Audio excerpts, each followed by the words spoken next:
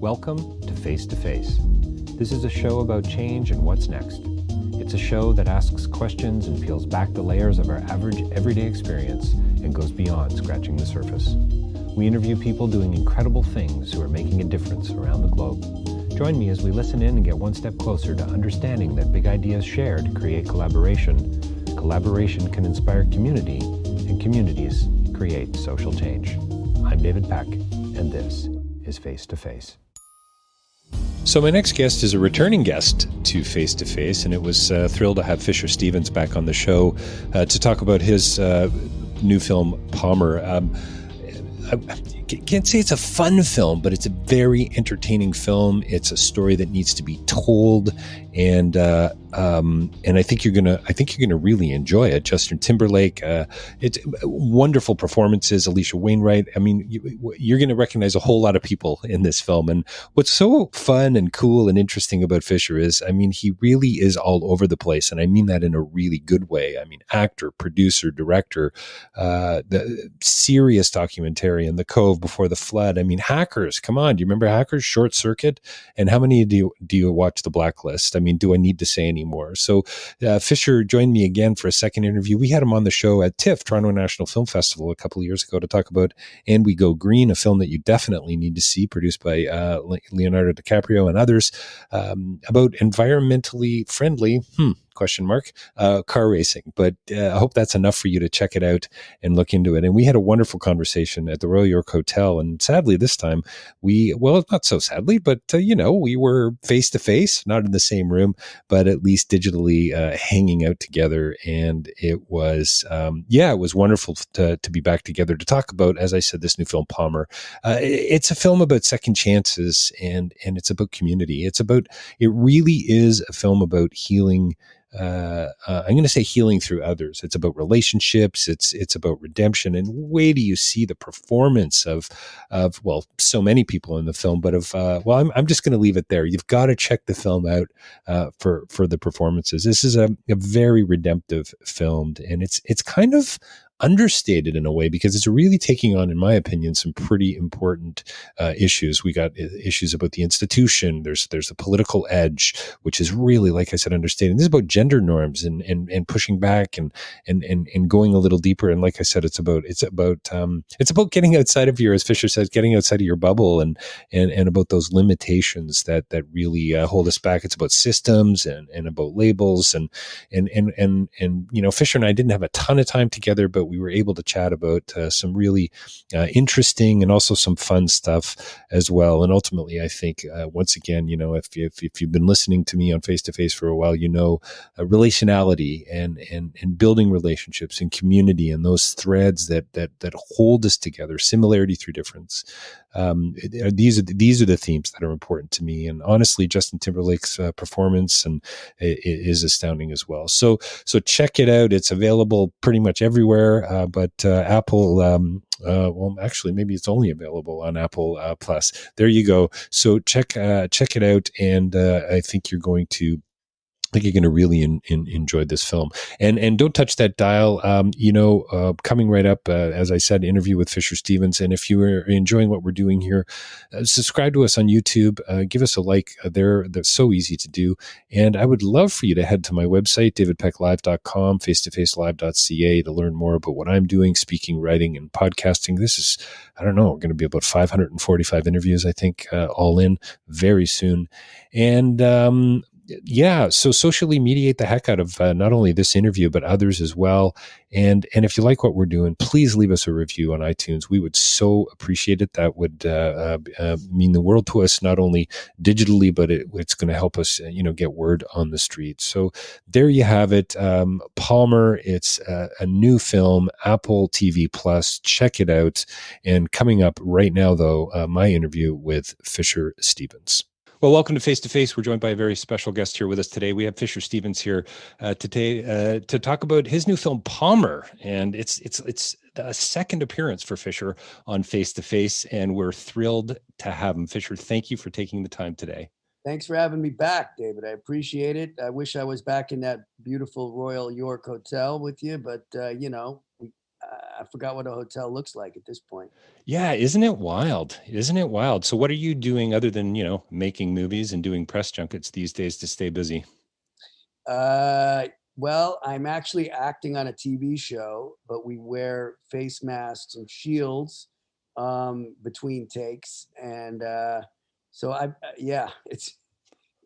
But we shoot in the New York area right now, so it's all right. But man, it's a new world. You know what, Fisher, to say that it's a new world is it's almost trite, isn't it? I mean, it's like massive understatement. This where It's what? almost becoming normal. I mean, I have 3 kids in a school pod upstairs in my house right now.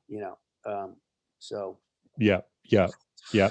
I've got a teenager in one room, another one here. My wife's teaching upstairs. She's a librarian. She's reading stories to kids online.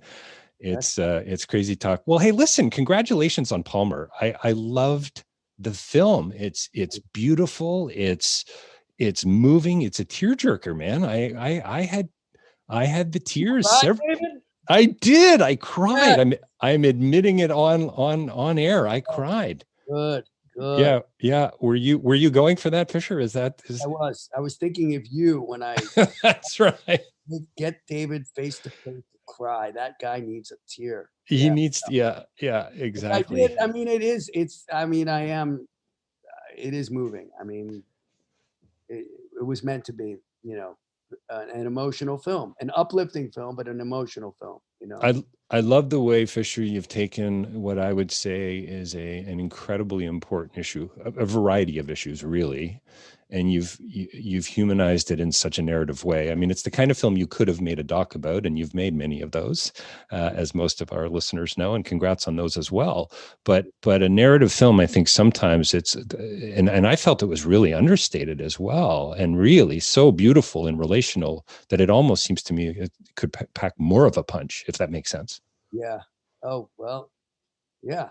I mean, I wanted, it was a very restrained script. And I think in order to keep it authentic and real, one needed to be restrained, so we really went for that, and taking kind of the world of documentaries that I come from and imbuing it into this fictional script was the object, and sort of how I sold Timberlake to do it. And did you have him in mind at the beginning when you first started out? You saw the script. I think I've read somewhere that you saw the script and said you wanted to do this film. Yes. I read the script. I was just so taken with it and taken with the characters. My nephew Max was Sam at 7. He played with dolls, wore dresses, and all his friends were girls, but his parents were very supportive. They lived in a very liberal part of America in Chicago and were very supportive. But I felt like you don't see these kids that much represented on films or television. So I fell in love with him, the character, and then I love the fact that it was set in the red state, conservative part of America. Sure. Trump had just been elected, and I thought, wow, I couldn't believe he was elected, and I think we talked about this last interview, but I lived in my New York bubble. So what an opportunity to try to get out of that bubble with this film. And that's what we did. And we,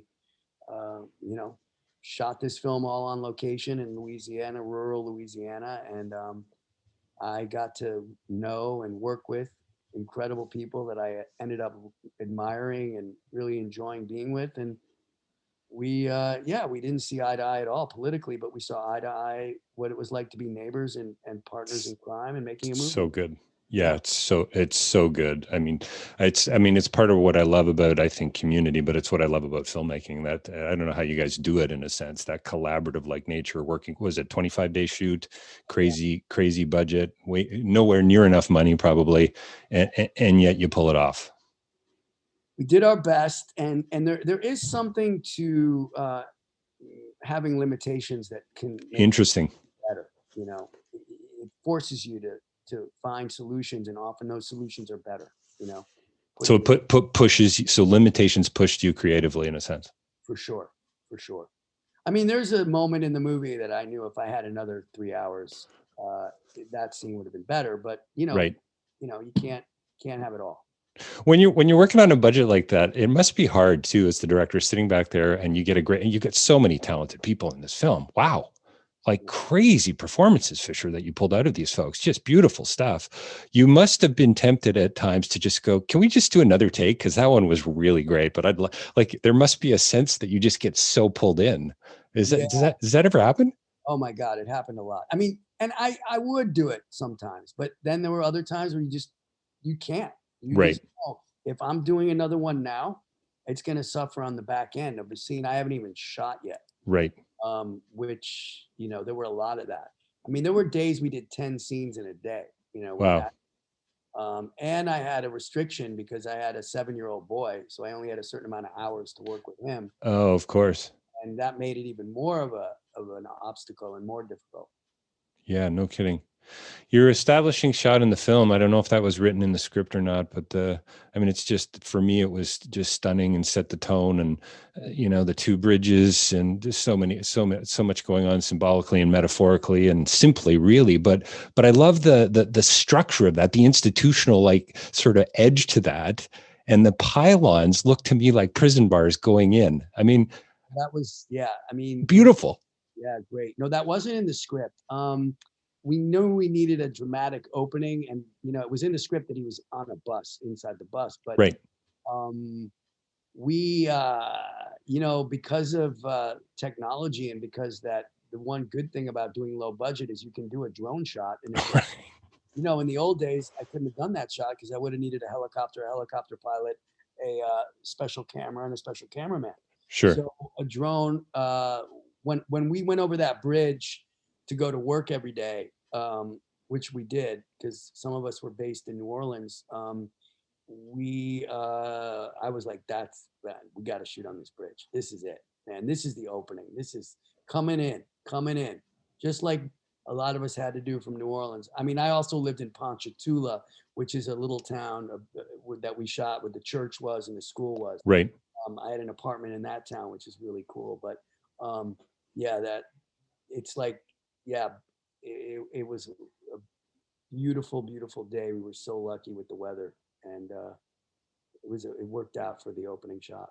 Oh, it's a stunning shot, and it sets the tone. And for me, I was already, okay, so second viewing is going to be in order. When you start out in such a thoughtful way like that, to me, okay, it's time to revisit the story, because there's more going on here than meets the eye. Yeah, good. Yeah, I'm excited to talk to you after that one. What, Fisher, how are you sort of answering the question? So Fisher, what's this film about? Like, what is this film about for you? Because I mean, it's so layered and it's nuanced and complicated in some respects.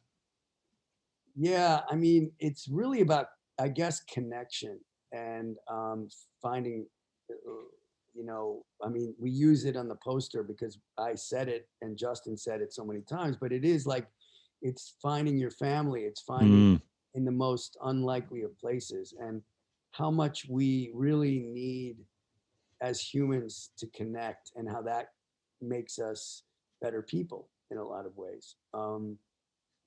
So for me, it's about that. It's about the second chances, and that Palmer is coming out of jail. He committed this terrible crime in when he was 20 years old, and given another chance to kind of redeem himself, and um, finds this boy who you would never have thought, a boy that he looked down upon, a boy that he frowned on, a boy that he wouldn't even really look at. And it's not until he really opens his eyes and takes a severe look that he goes, this is okay. And it just shows us all walk around sometimes with our eyes closed. And we all walk around just with preconceived notions of someone and dismiss some people, whether it is that because, in Palmer's case, he's just coming out of jail, or Ryder's case, because he's different than most of the kids that are in his school. So to me, that was the film. And I read the script right after Trump was elected, and I realized how little I knew about my country, and my eyes were probably closed too. And so here was a great opportunity to kind of get to know America better and people in America. And these characters that Cheryl set, they were, the script was written for the rural South. So it was perfect timing for me to explore and to go there. The film, I mean, from a redemptive perspective, what is it? Inauguration day 2 days ago, is that right? Or yesterday, maybe? I mean, talk about timing being everything. I mean, do you think people will look back on this film and films of this era, going, "Wow, look at the timing, look at the metaphor that actually became"? Well, I hope so. I mean, little did I know in 2016 when I read this script that 4 years later there would be a mob invading the Senate and trying to overturn a free and fair election. That there are so many millions of people that really believe in authoritarianism in our country, and want to kill democracy in our country. And it was pretty shocking, but I don't want to. Well, what's so beautiful about what you said is about how, you went to this place to shoot, you got to know some people, you hung out as neighbors, you may not have agreed with them, but you worked together in a community to create this film about healing, about difference, about relationships. I mean, that's a beautiful thing. Yeah, it was. It really was. And so when you say timing, yeah, I think the timing couldn't be better. And it's funny, Apple, Matt, the guy who runs the motion picture department, and Leho, they had this plan in October. They're like, we're going to release this thing after the inauguration. Oh, is that right? Okay. Yeah, they had this plan. They knew that Trump is going to crowd the news and that we're going to all be obsessed. And they didn't know what was going to happen. Right, the details, yeah. It was like, I'm still in shock over January 6th, but so it was really good planning on their part. I think the timing is incredibly prescient, and they knew. Absolutely, yeah, no, prophetic, and it's perfect from a, like I say, from a relational and a healing perspective. When you made the film, were you thinking, the word institution comes out a couple times in the film. I couldn't help but think, from one institution to another institution, there were several, like, it's so fascinating to me how this narrative film is all of a sudden this, Michel Foucault-like critique of institutionalism. You know what I mean? Like, it's wonderful. You're the second person to bring that up to me. Well, we live in it's interesting because we do live in this society that where we've created these institutions, whether you want to call it prison, or whether you want to call it whatever it is you want to call it, the foster care system, the parole system. We call it, we have the marital system in the movie, and they are kind of labeled in a certain way. Right. And right. We have an instant picture of what they are. So I'm also always one for re-examining those things and the way that we live, and we have to constantly take a look at the changing times and what we're learning as humans. And so that was just another thing that we thought about when we were making the film, was like, are you stuck in these four walls? Do they confine you, or can you break from them? Can you break from them? And what makes you break from them? Well, connection to people, relationship, feeling good about who you are, giving yourself self-esteem, giving yourself a family. That breaks you from anything institutional, in my opinion, or helps, so it was something we definitely thought about. One of my so many favorite moments. One of my favorite moments, though, with Sam and Palmer's character, is when he's kind of ticked, I think, and he's playing solitaire.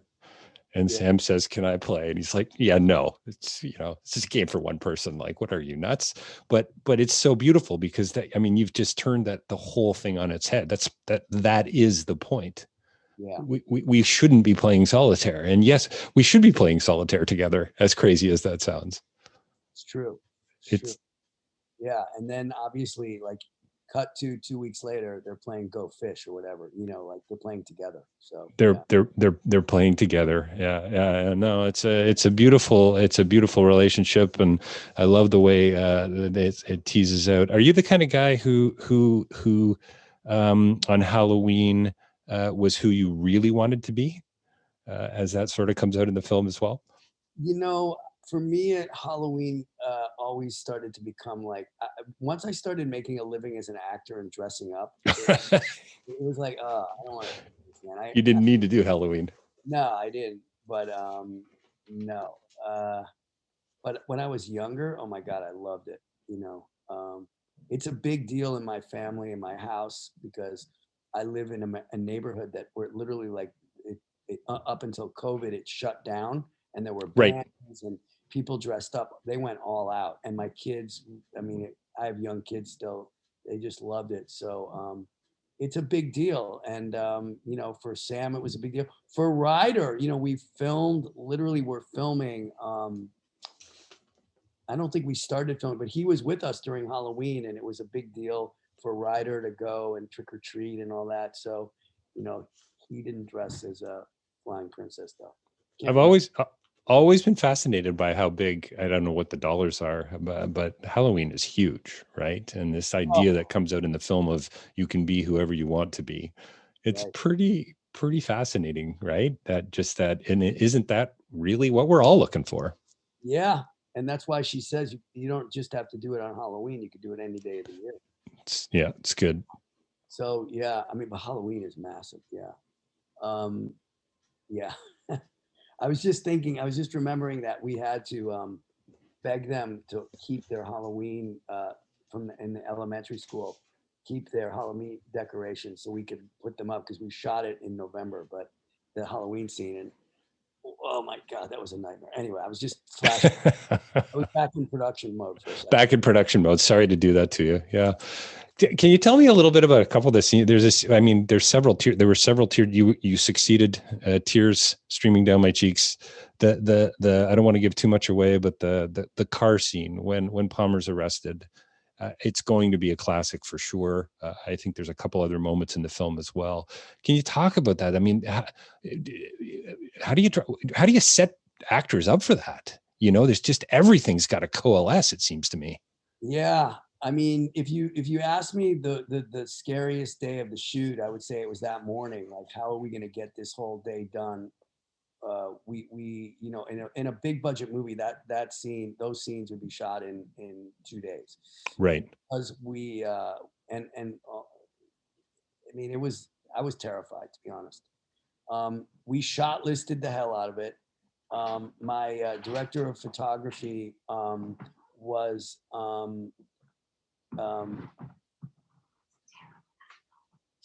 this is a podcast. It's not a camera. She's yelling at me. She goes, "You look terrible. It's a terrible angle." He looks terrific. Off camera. I protect It's you. for the audio only. Right. Just checking, because otherwise it could be bad. Hello. Love you. Oh, that's awesome. Yeah. Somebody looking out for you, Fisher. Thank you. I know she does. She does look out. Yeah. You've got various levels of publicity and handlers, I would imagine, in your world. I got the Lucy's, I got Maria, I got Sophie, I got everybody. You got everybody, man. You got it all covered. So okay, so that scene was scary. I bet.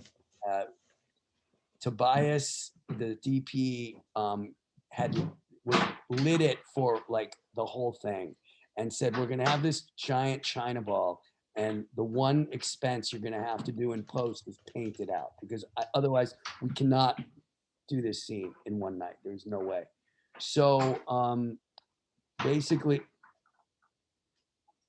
can you? I'll do it. Sorry, man. Are you editing this out? Yeah, no, it's all good. It's all good. I'll figure it out. Okay. Anyway, so he had the China ball. He had to light the whole scene. Now,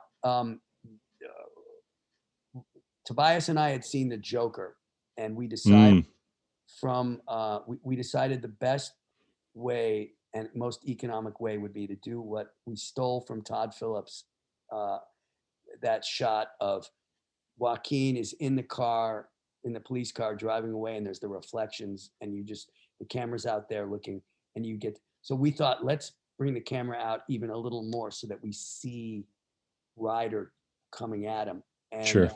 so we designed that shot, but the big problem was it was night, and the 7-year-old boy had to run. Right. I mean, it was crazy. Not only that, he had to be amped up, Right. fully amped up. Right.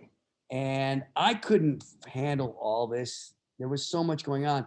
Thank goodness Lori Lively was his acting coach. She came that night. She helped me get him into the mood. And yeah, I don't know, man. It was like we knew we had magic. But Ryder could have. He could have fallen. It was. Oh yeah, totally.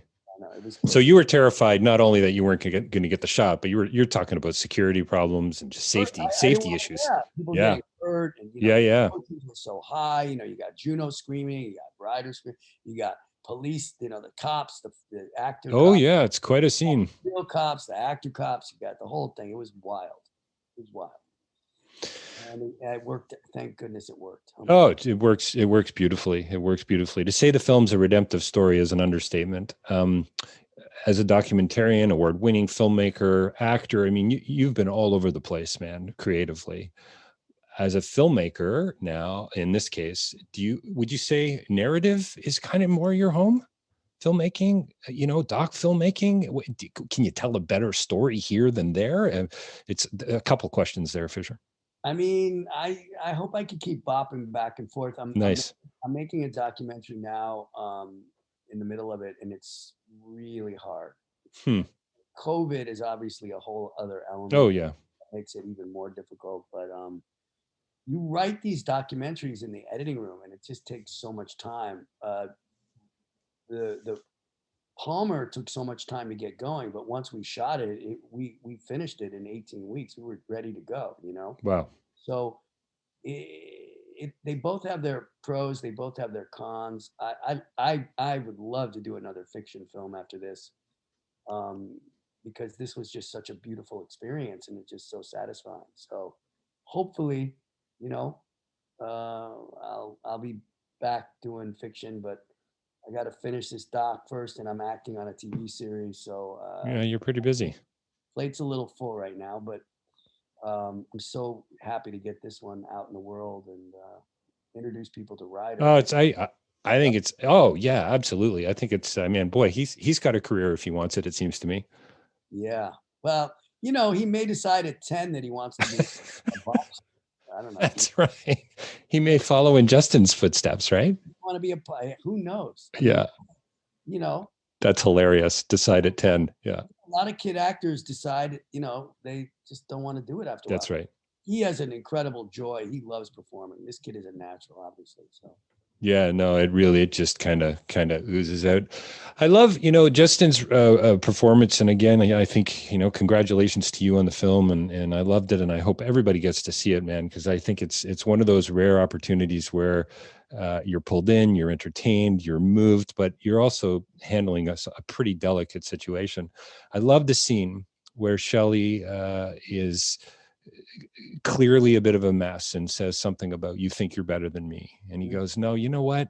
Just a little luckier this time around. And the way you captured moments like that throughout the film, I don't know how you did it, but you humanized it. And I'd love to hear your thoughts on that. I mean, do you draw from your own experience at that point? I love that scene. So good.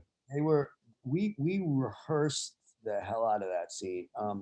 The reason is also we wanted the words to be right. We wanted the words to be real. It's a big moment in the movie. We were shooting in a real trailer. That trailer we shot inside that tiny trailer. For a DP, it's absolute nightmare. I bet. There was very little. It's very dark in that scene on purpose, but it also is because there's not a lot of ways to light a trailer. And we shot at night, and it was pretty clear to us that Justin's character was getting it together and was taking that second chance and going to do something with it. And her character, the reason he's lucky is that she's had second chances, third chances, and fourth. Right. And she can't kick it. She can't kick the drugs. She can't kick the drugs are more important to her than her son. And that's really to me. And I unfortunately I had a friend like that, beautiful person, wonderful person, but succumbed to drug addiction. And I don't think Shelley's road is going to be as Right. happy as Palmer's, Well, I think what you've done for me anyway, Fisher, and I hope for audiences everywhere, is you've laid out this thing about us as humans. I mean, us neighbors, to use your phrase, friends, communities. It's hard. It's complicated. Yeah. Scott, what did Scott Peck say in The Road Less Traveled? The opening line is, "Life is difficult," right? And you've shown that in this film in a really beautiful way. And yet you've also said, hang on a minute here, healing is possible. The principal gives Palmer a second chance. We're all challenged. I love that. There's calls to action in this movie as well, Palmer. So maybe you're bringing your documentarian skills to bear. Yeah, that's great. You saw that. No, life is hard, man. But listen, I couldn't make a bleak film though. To make a bleak film. It's good. I wanted a film to so good. Feel hope after this film. I mean, my environmental films are fucking bleak, man. Like, it's bleak out there if you want to get in deep into climate change right now, and I didn't want to go there. So I wanted to examine the world, this place, truthfully, but I do believe in the end, that we're going to make it, and that's good. And I wouldn't so keep good. environmental films if I thought, oh my God. But although after 4 years of Trump, I was feeling like, oh my God, we can't fuck this environment up any more than with this guy. But anyway, let's see. Now maybe we can. Well, you've made a beautiful and a hopeful film, and I got to say, goosebumps where near the end, and the post, the envelope in the mail. Gave me goosebumps, man. I remember that as a kid, receiving something like that, and what a beautiful gift. So we got to wrap it up, Fisher. Hopefully, I don't know, in another 2 years we'll do our third. I think we need to do a 3-part series actually together. Eddie, and let's be safe, and let's do it at another hotel somewhere, or at least over some nice silver trays with tea and coffee again. Absolutely. Thanks for your time. We've been talking to Fisher Stevens here today on Face to Face about his beautiful, moving, compelling new film, Palmer. Fisher, thanks a lot for your generosity and your time today. All right, David. Take care. Stay safe, man. You too.